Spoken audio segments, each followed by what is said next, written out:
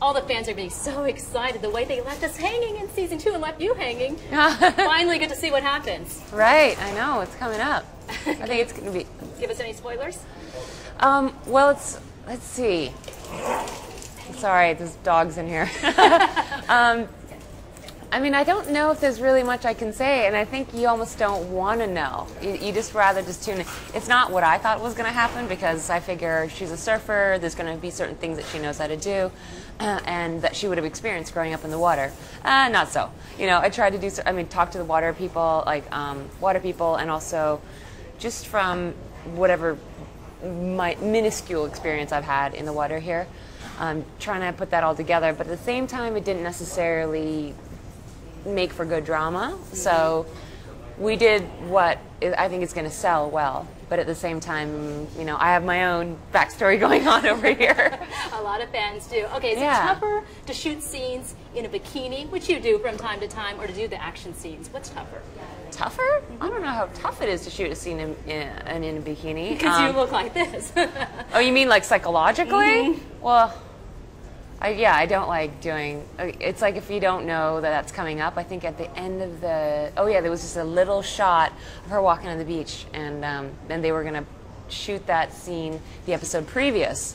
And they're like, oh, you don't mind if we shoot on Wednesday, right? I'm like, no, it's the end of the season. Like, I need weeks. And so they were like, oh, well, I mean, you look great. I'm like, you want the scene to look good, don't you? It's like, yeah. We're going to do it at the end, ideally, of next episode. And so they gave me time, and I worked out, I think, 11 out of 14 days. I was very proud of myself, because I never do that. So it's not, the actual shooting is tougher of the stunt, of course, but prep time is more for bikini stuff. All right, best part about working on 5-0 and filming here in Hawaii? The best part, it's probably the relationships that you make along the way, you know, and then able to go out on a weekend to the beach or a park because it's someone's birthday, and it's like an art how like locals do it. It's like you don't like me. I'll be like, oh, I should just bring a bottle of wine maybe, and like there they have like tables, they have tents, like multiple tents, oh, yeah. DJ booth, barbecues. Chairs, more tables, takeout, you know, food from home. Everyone's brought food.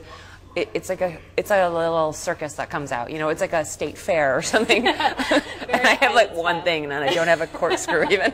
So that's kind of something I'm hoping to take with me when I leave. It's like I'm sure I'll go back home and people will be like, oh yeah, let's go meet at the beach. They're like, Grace, what's the deal? And I like have like a full-on setup. I know you've expressed in the past that it's a little strange to be on this big show and to have so many fans following. Yeah.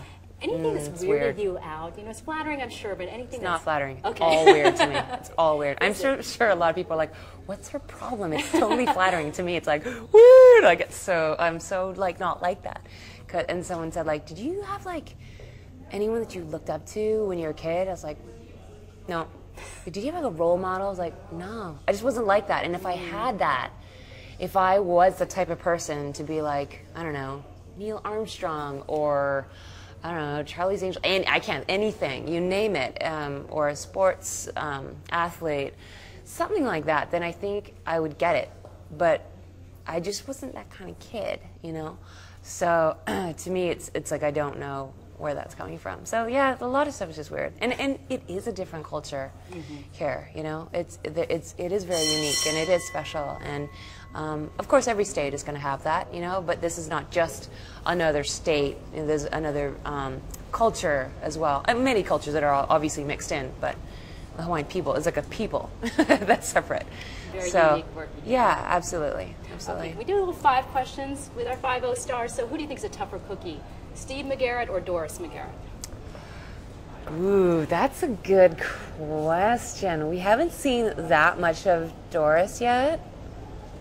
I'll take that as a Doris McGarrett. I know. Give me a second. Give me a second.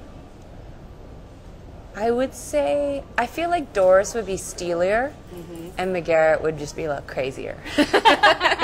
So it's going to be tough. Yeah. Castmate most likely to crack up while shooting a scene? Castmate most likely to crack up? Probably, I don't know, might be me. That's fair. I'm not sure. Who's bigger rascal on set? One of your co-stars or one of their dogs? It would be the dogs. I know that's actually a pretty fair fight too. Favorite guest star who's come on so far? I really liked working with Tom Sizemore. You know, I'm not super familiar with all of his work, but having worked here together, especially when we had scenes where, let's say we had 5 different scenes in the rendition room, and we said we're going to roll them all together. And so then we ended up having like something where there was a bit of an arc. We got to play the whole thing out, and then just watching the entire thing erupt in front of you. As an actor, it's really great to watch. You know, I really enjoy doing that. But I mean, it's like Billy Baldwin is so great in the makeup chair. Just like I could just talk to him for like, or just listen to his stories for hours. You know, there's been some amazing people who bring a legacy of work with them, and it's an honor to be able to work with a lot of people. And of course, we have people coming in from the music industry, so it's kind of all over. In a weird way, it's kind of it can kind of handle anyone. I remember when we had like Puff Daddy coming, and I was like, "Wait, are you guys crazy?" Call him? Diddy, Mr. D? I think we called him Sean Okay. Combs or Mr. Combs. I don't know what we called him. And so I thought the show was just going to like collapse under the weight of this person, but then the show couldn't handle that. I'm like, dude, I was like, bring in Oprah. I don't think we could do that, but it's like it feels like the show somehow is big enough to be able to handle kind of any of that, because I think we had someone from a reality show in, and I was thinking, oh no, what's happening? I don't watch reality shows, but just hearing that was just like being an actor, like not from that world. You don't necessarily want them to come together, but I think it was probably all pretty smooth, and you know, bringing Ed Asner, and I mean, we have like Emmy winners, yeah, Christine Lottie, absolutely. We have all these great people, and as well a lot of new people. Or not new people, but like not as known names or younger actors with that are just starting out. So it's good.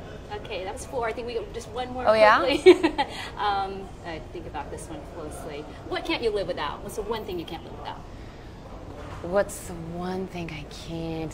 These are like not simple questions. I mean, I could just say air, water. I think, let's say, like on set, probably besides like, you know, water, like stuff like that, maybe like my phone, like iPhone, whatever, because there's so much downtime, but not like a big chunk of time. It's always like a little bit here and there. So when you're on set all the time, it's easier to kind of keep up a little bit with your life somewhat. Though I think it does give you a headache trying to do everything like font 4.3, you know? Sometimes I'm like over it. I'm like, why do people even email? Exactly. Well, thank you so much for looking forward to season 3 and seeing you at the Sunset on the Beach premiere. Thank you very much.